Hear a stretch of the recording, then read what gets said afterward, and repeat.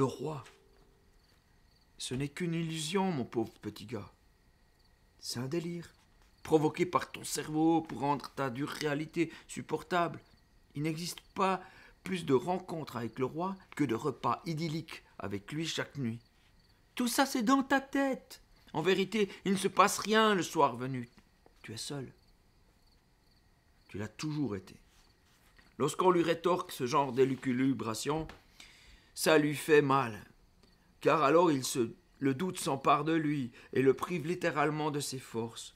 Dans ces moments, comme pour affirmer leur dire, Mi entend l'immonde limace tapis quelque part dans son ombre, se gausser de rire. Et si c'était vrai? Serait-il en train de perdre la raison? Avec le jour qui déclare forfait, commence le règne de la nuit. Mi n'a pas pensé à allumer un feu ce soir. Lorsque le roi, son ami, débarque auprès de lui, l'ambiance est froide. Sous prétexte de n'avoir pas faim, Mi ne s'assoit pas avec lui à sa table. Avant sa venue, le roi avait pressenti que son ami n'avait pas la forme, et il lui avait préparé personnellement un repas de circonstance. Il se réjouissait de le partager avec lui. Il s'attendait à lui remonter le moral, à passer un bon moment en sa compagnie. Alors, inquiet, il lui demande « Qu'est-ce qui se passe, Minéloïda? Est-ce que tu aimerais qu'on en parle ?» Devant son refus systématique, le roi n'insiste pas. D'autant que le jeune homme lui affirme sans l'expliquer qu'il a besoin d'être seul. Alors, sans conviction, le roi se résout à manger sans lui. Pendant ce temps, Mi, la tête entre les mains, se cache de l'autre côté du rocher pour ruminer sa misère. Du coup, le roi, à son tour, perd l'appétit. Après cette triste soirée, à attendre patiemment dans son coin et sans rien dire, le roi se lève. Avant de s'en aller, il rejoint une dernière fois son ami, toujours résolument assis de l'autre côté de son rocher. Délicatement, il repose sa main sur l'épaule de Mi, mais ce dernier ne réagit pas. Alors, après lui avoir souhaité une bonne nuit, la tête baissée, le roi s'en retourne au palais. Mi, perdu dans ses pensées noires, ne répond pas à son au revoir. Noyé dans l'ombre du rocher éclairé par une pleine lune, il pleure et il se répète sans cesse « Je suis seul. Tout le monde m'abandonne. Mais c'est normal.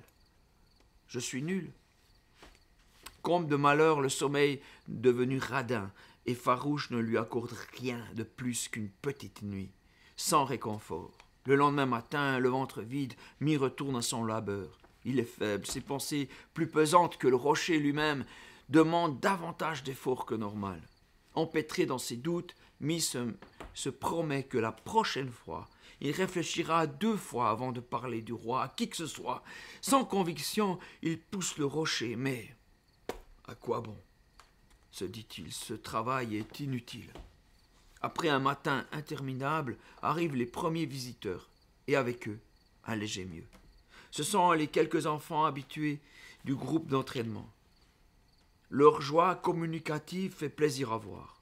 À mesure qu'ils sont rejoints par d'autres copains, tout va déjà mieux dans la tête de Mi. Puis, préférant la compagnie des enfants à sa déprime, il délaisse ses pensées sombres. L'enthousiasme et la candeur de ces gamins manifestent pour le roi finit même par taire ses bonnes résolutions de censure de la veille.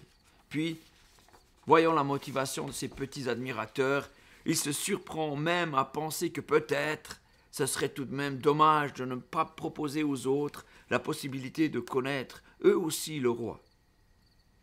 Et tout en faisant l'éloge de sa discrétion, Mi décide qu'il répondra tout de même aux questions sur ce sujet, mais uniquement à ceux qui en seront sincèrement intéressés. Et ça ne sera plus jamais en public, qu'à une seule personne à la fois. Car en groupe, les gens ne sont pas eux-mêmes. Ils craignent tant le rejet et le jugement des autres qu'ils finissent par s'effacer.